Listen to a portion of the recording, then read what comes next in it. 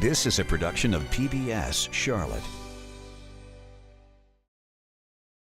Just ahead on Carolina Impact. Revaluation means these apartment complexes are worth a lot more than they used to be. I'm Jeff Sonyer. Stick around. We'll tell you how affordable housing could become a lot less affordable in Charlotte, Mecklenburg. Plus, we'll explore how some area churches tackle the affordable housing crisis. And I'm Suzanne Stevens. Watch this. Yeah, there's a teenager behind that wheel. We're at a special driving school in our area that's trying to save lives. We'll show you how from the driver's seat. Carolina Impact starts right now. Carolina Impact, covering the issues, people, and places that impact you. This is Carolina Impact. Good evening. Thanks so much for joining us. I'm Amy Burkett. It's revaluation time here in Charlotte, Mecklenburg. A chance to find out how much your home or your property is worth. Probably more than it used to be. Maybe a lot more. Which is good if you're selling, not so good if you're buying, and really bad if you're renting. In fact, apartment complexes in Charlotte, Mecklenburg are seeing some of the biggest increases in property values, which could make our most affordable housing not so affordable anymore. Jeff Sonyer is on Charlotte's east side with more on those revaluation notices. Yeah, if you own a house here in Charlotte, Mecklenburg, revaluations always been kind of a dirty word because, you know, when they raise the value of your property, a lot of times your tax bill also increases. But this year, even if you don't pay property taxes, even if you're a renter, well, this revaluation means you'll probably be paying more too.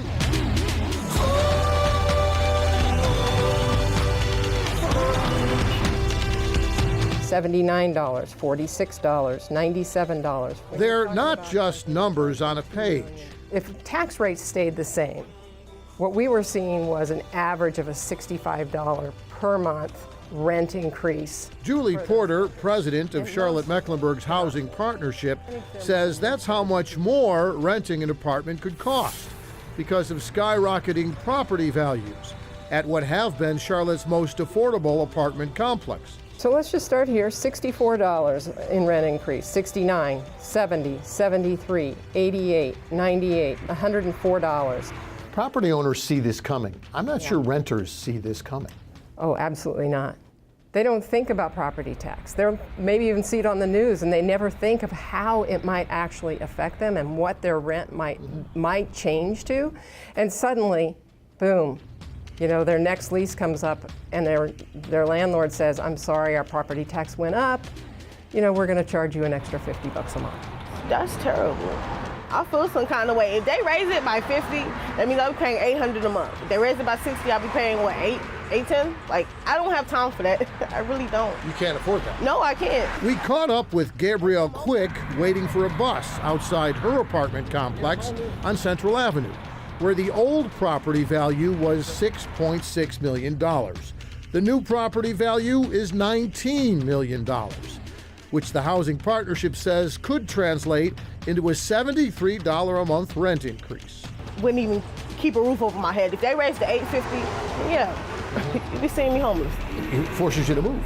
It does. Or it forces you to make really hard choices. Really hard choices, like healthy food choices, or, you know, maybe computer equipment for your kids. Anything expendable is kind of gone at that point. And so people are moving further out. You know, they're trying to find a cheaper place, which they're not finding. Porter says it's no surprise that the biggest increases are at affordable apartment complexes closest to uptown and in fast-changing neighborhoods like Noda, many alongside the new light rail line. But at our request, the Housing Partnership also looked all over town at higher property values and possible rent increases for 30 different apartment complexes with more than 5,500 apartments. And so what we did is we went back through and said, okay, what was their old property tax valuation? What is the new one? And what we have found is that the increase is almost 200% on average, which is incredible. What that means is whoever owns those, whatever investor, landlord owns those, they're not going to, you know, accept a less return on those properties. What they're going to do is they're going to increase the rent. And they're increasing the rent to people who can least afford it. Who are the people that live in these apartment complexes? You know, it is the bus driver. It's the person who waits on you at Starbucks. It's the bank teller. The person who takes care of your mom and dad at the assisted living facility. It is people who earn, you know, $44,000 for a family of 4. That's 60% of area median income.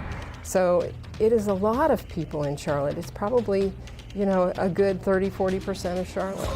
And Porter adds that as their apartment leases expire, as Charlotte rents go higher, a lot of those Charlotte renters go somewhere else. It's really hard to find a place that's affordable. Gabrielle Quick moved into her one-bedroom Charlotte apartment a few months ago. Her 2 jobs are here in Charlotte. Her family's here too, but if they raise the rent because of revaluation, well... I mean, yeah, Kannapolis is cheaper than Charlotte. Let's do that. Kannapolis is cheaper than Charlotte. Kannapolis is, for an apartment that I get here, that's a 2-bedroom house. We're already seeing it, is that people who are low income are having to move further and further out. What's going to happen is if we just keep increasing values in Charlotte, the only people who are going to be able to live in Charlotte are the affluent. You know, the value of our real estate is increasing in our community, but you also see communities where real estate is actually decreasing. So I don't regard it as a burden. I regard what I pay in taxes as my contribution. So while elected officials consider what to do with all those potential extra tax dollars, and while they listen to Mecklenburg homeowners complain about higher values and higher taxes, the Housing Partnership reminds them not to forget about how revaluation also affects the renters, the ones who can't afford to own a home in the first place. It is going to affect real people, and it's going to affect a lot of people in Charlotte, and a lot of people's rents who are going to be increasing.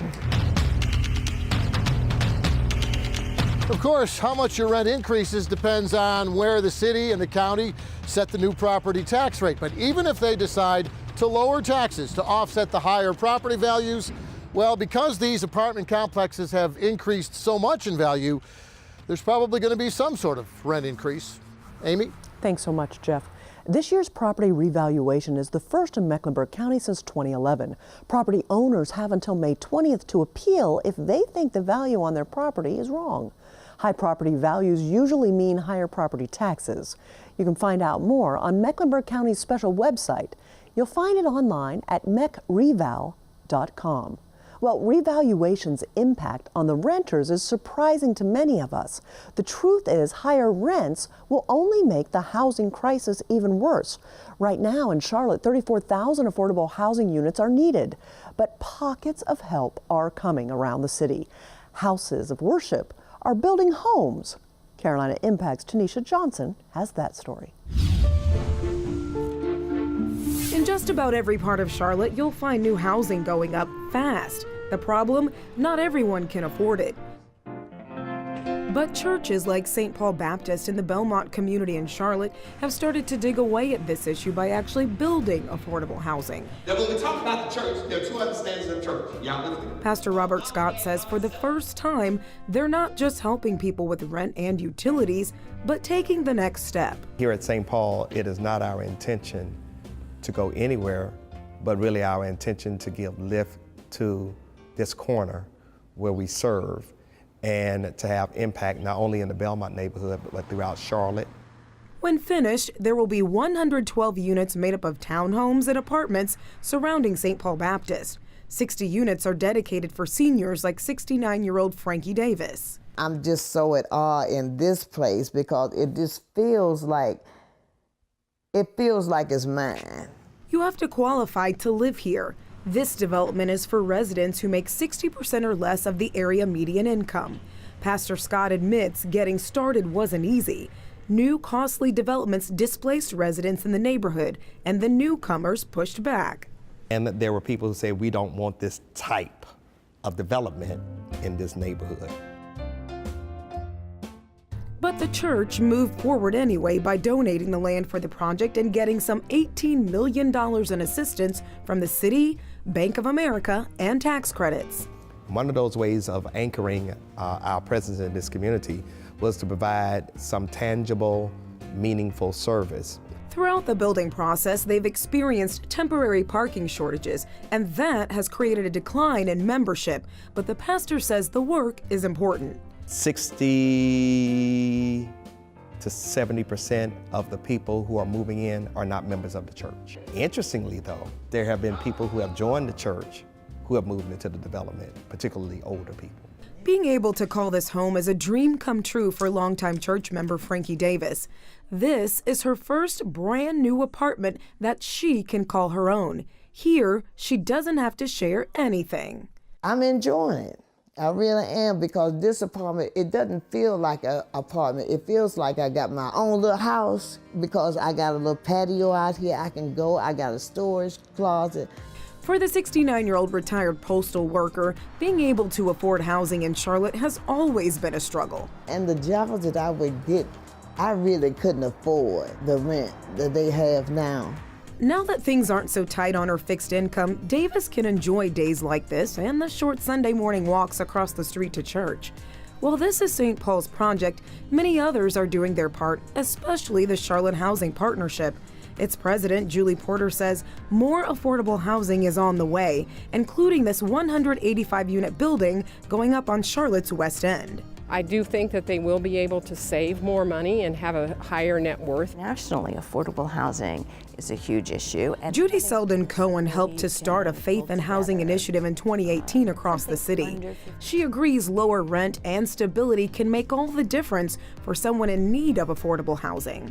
When you have a home, a stable home, in a neighborhood, you have an opportunity to build relationships. Those relationships give you an opportunity to find a job, to solve the crises that come up in the moment. Her work at the Greenspan Center for Peace and Social Justice has championed affordable housing across the city. The message that faith communities can play a vital role here is resonating in houses of worship. This is a big problem, and it won't be solved by just the city or just the private sector. The faith community has tremendous potential to make a difference.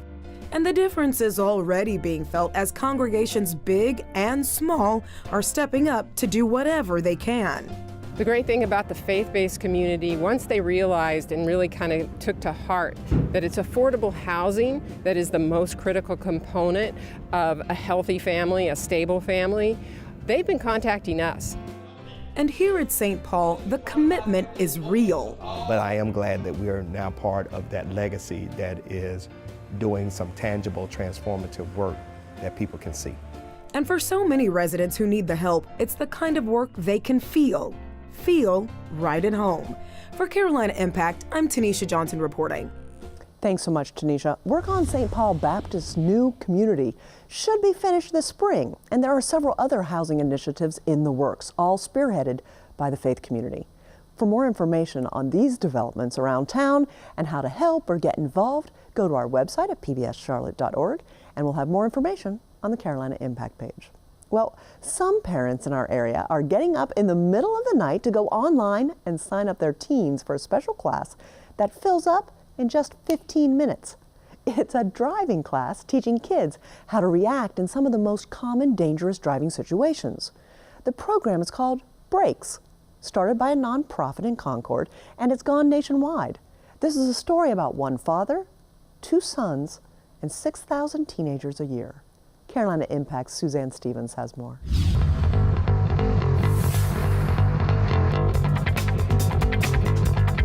This is not what it seems. This is actually the most controlled, out-of-control driving you will ever see. Welcome to the B.R.A.K.E.S driving school at the ZMAX Dragway in Concord. The whole point is to keep teenagers from ending up in an accident. January 26, 2008. Cornelius, North Carolina, 10 a.m. 17-year-old John Herbert was zooming down Jeton Road with his 12-year-old brother James in the passenger seat, weaving in and out of traffic until they weren't. The boys loved dirt bikes. They were Boy Scouts. They were skateboarders. They loved cars. So does Doug Herbert, their dad, who was a professional driver until he started this school after he lost the boys. Driver's ed, unfortunately, has is not really enough. I mean, it's a good first step, but it's not enough. You know, you go to driver's ed and you go down and take a little test and then off you go on the road. Herbert put the boys on the school's uniform to remember and honor. I don't think, you know, like today is my son John's birthday. And, you know, so you know, sometimes it's hard. How old would he have been? 29. The B.R.A.K.E.S experience starts in the classroom. The students meet Herbert and hear the story. Well, guess what? My son John made a bad decision. It just turned out bad. Going in, the teenagers don't really want to be here for 4.5 hours on a Saturday. I'm here today because my dad signed me up. I'm here today because my sister actually took this course a couple years ago and my dad signed me up. I'm here today because I want to become a better driver and be safe on the roads. And whose idea was this? My parents. The class quickly lets out and the kids hustle down to start the hands-on, real-life learning. One lesson, how to panic stop and trust the anti-lock brakes. Now, what I want you to do, I want you to step on the gas as hard as you can. When I say brake, I want you to step on that pedal and push it through the floor. The students have to trust the instructor, who always has a brake, by the way. Faster, faster. Let's go. Right. Keep your foot in it. Oh yeah, forgot, sorry. That's okay. That's okay. The students also learn what to do if they run off the road. Remain calm, keep your eyes up, and gradually let the car come back on. No gas, no brake. They learn not to overcorrect. So here's the calculator. The calculator is supposed to be a cell phone. There's a huge emphasis on distracted driving. Oh, you just hit a cone. Way to start strong. And the students wear these special goggles that simulate what it's like to see if you're drunk. I can't see anything. Go ahead. It ain't gonna get better. Might as well start. Isn't that crazy? Where am I going?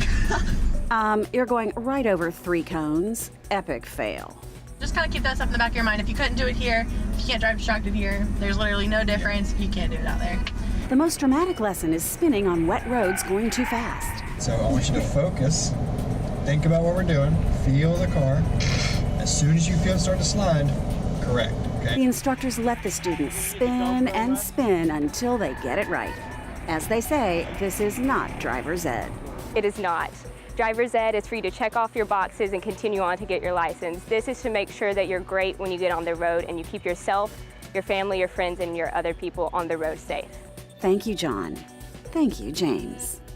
Suzanne joins me now in the studio, and Suzanne, that is a tough story to watch as a parent, but what an example of taking an absolutely horrible situation and doing good with it. I know, exactly. And he came up with the idea himself and he made it happen, and you know, now it's nationwide, and he really did turn things around. And talk to us a little bit, so we saw that parents get up in the middle of the night to sign up for it, but is there a cost? There is. It costs $99 to reserve the spot, but this is a nonprofit, so the $99 holds the spot, and then at the end of the class, you can get it back if you want, or you can make a donation, and most parents end up making the donation. It seems like a really great program, but can we prove that it works?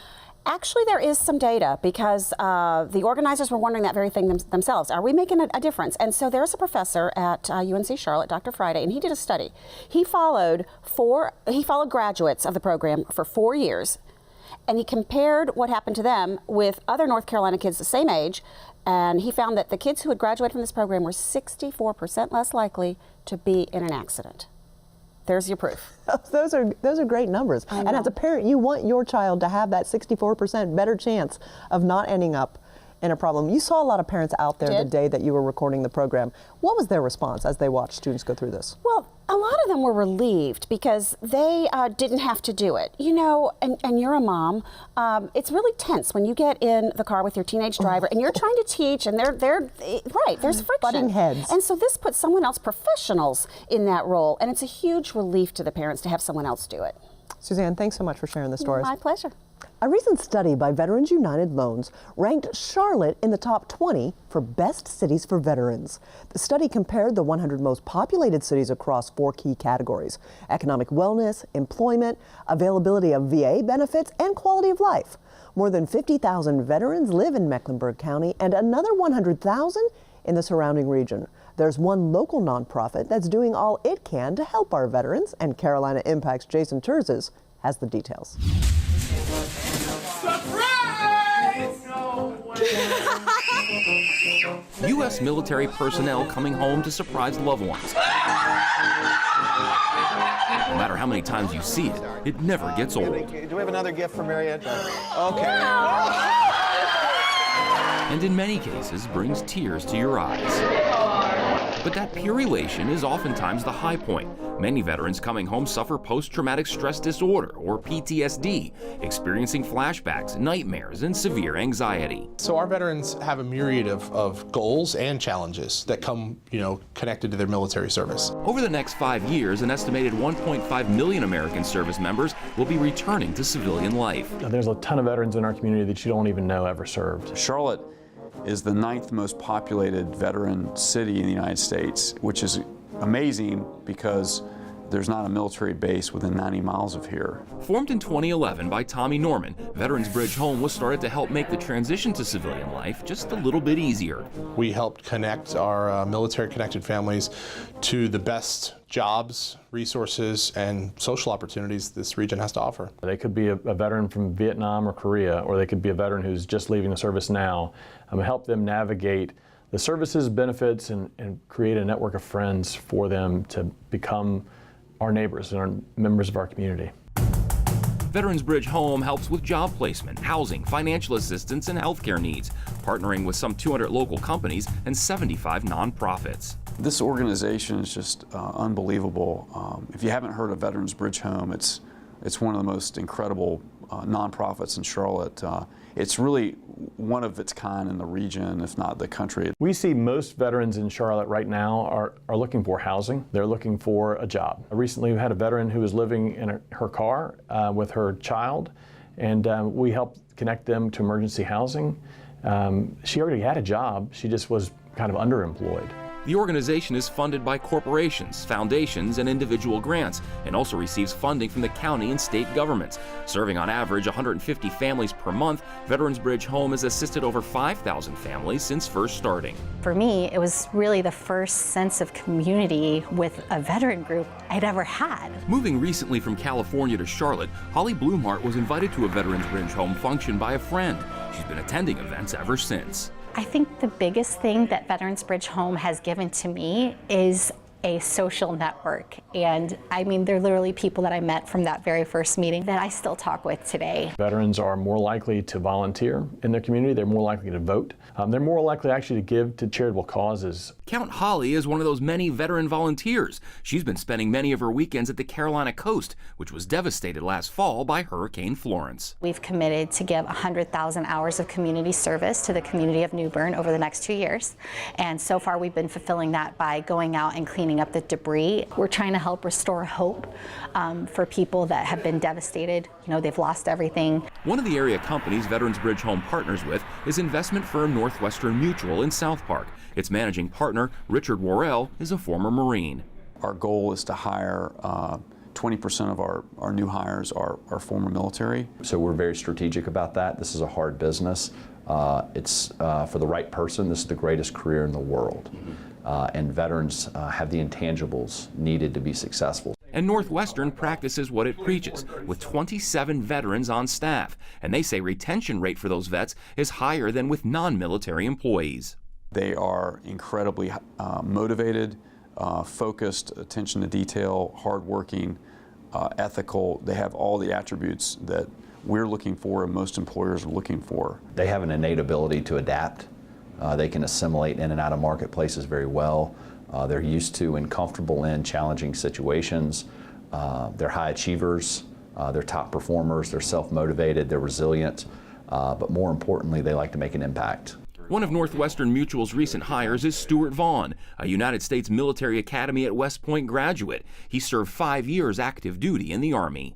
2 tours in Afghanistan, over 100 combat missions. When I decided to get out of the Army, I came to Charlotte to pursue the career that I really wanted, which was to be a financial advisor. And I didn't have a friend network or a family network in Charlotte. I didn't know anybody when I got here. That's when Stuart found Veterans Bridge Home and ultimately Northwestern Mutual. I found Northwestern Mutual and I found, how supportive they were of veterans. and it just couldn't have been a better fit. The vast majority of my clients are veterans, and so being able to serve them as their advisor has been really helpful. There are other veterans organizations out there, but perhaps none like Veterans Bridge Home. And to think it's only been around 8 years. Charlotte and this region has done some incredible work to support veterans. There's a lot more work to do. I can only imagine how many more veterans they'll be able to serve in the next 8 years. For Carolina Impact, I'm Jason Terzis reporting. Thanks so much, Jason. Veterans we've talked to also say the VA hospital that opened in Charlotte almost 3 years ago has made a huge difference in access to health care. Previously, area veterans had to go all the way to Salisbury. Well, that's all we have time for this evening, my friends. Thanks so much for joining us. We always appreciate your time. And we look forward to seeing you back here again next time on Carolina Impact. Good night, my friends.